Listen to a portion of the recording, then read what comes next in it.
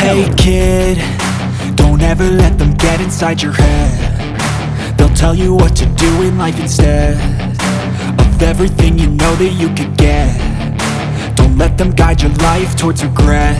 I'll fight for what I love with every breath. A group of villains are forced to go on a team-building retreat. The villains were not exactly thrilled about the prospect of a team-building retreat. They were used to working solo, plotting their evil schemes and causing chaos and destruction wherever they went. The thought of being forced to spend a week with each other, bonding and participating in trust-building exercises, was not exactly their cup of tea. A week and a half ago, that would have been all the warning anyone got before Villains Incorporated was officially formed, and then a little while later, after they were actually in business, they would be called Villains Incorporated. There was only one small change to this plan of theirs. No one was really going to know until it was time for people to start showing up at meetings and the occasional meeting was scheduled. This was not because no one else had ever heard of them. The first villain to step into the new headquarters was none other than the leader of this endeavor, the very same villain who had made Villains Incorporated possible by the sheer force of his will. He didn't look particularly menacing when he arrived, but there was something about how he moved that suggested much more than an average human being could do.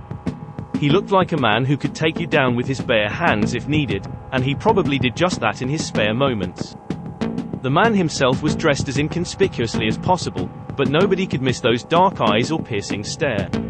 His appearance was not what people might consider intimidating, but it was still pretty terrifying. Everyone around him noticed. Nobody wanted to get on his bad side, so no one asked why they weren't already in some kind of trouble for being here. They didn't have to ask.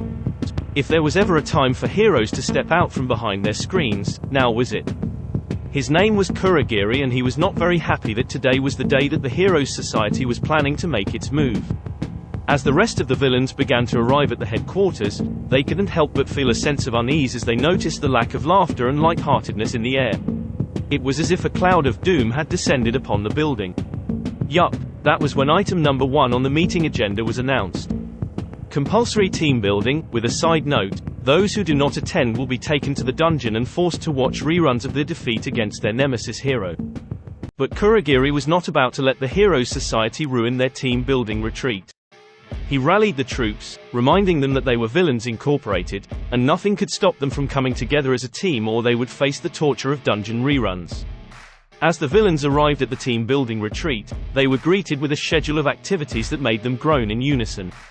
Trust falls, problem-solving exercises and group discussions were not exactly what they had in mind when they thought of a relaxing getaway. But, being the professional villains that they were, they decided to dive in head first and make the most of it. The trust falls were a sight to behold. As each villain stepped up to the edge, ready to fall back into the waiting arms of their colleagues, it became clear that not everyone was on board with this exercise. Some villains were skeptical and kept their arms firmly crossed, while others went down with a dramatic flair, toppling over and dragging several other villains down with them. It was chaos, but it was also hilarious to watch. The problem-solving activities were a whole other level of entertainment. They involved solving puzzles and building contraptions, but with a twist, they had to be built using only the materials provided and with a strict time limit.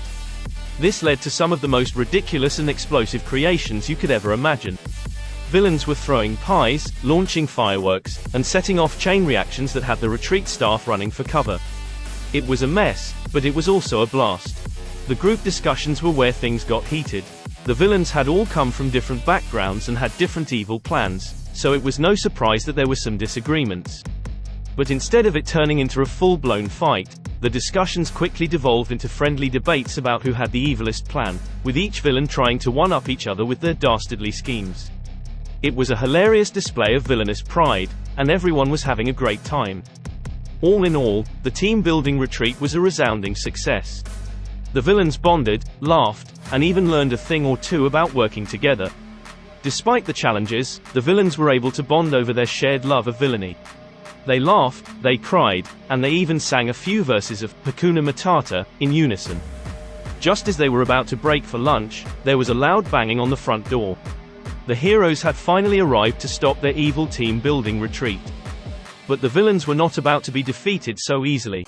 With a sly grin, Kurogiri revealed that he had a secret weapon up his sleeve, a karaoke machine.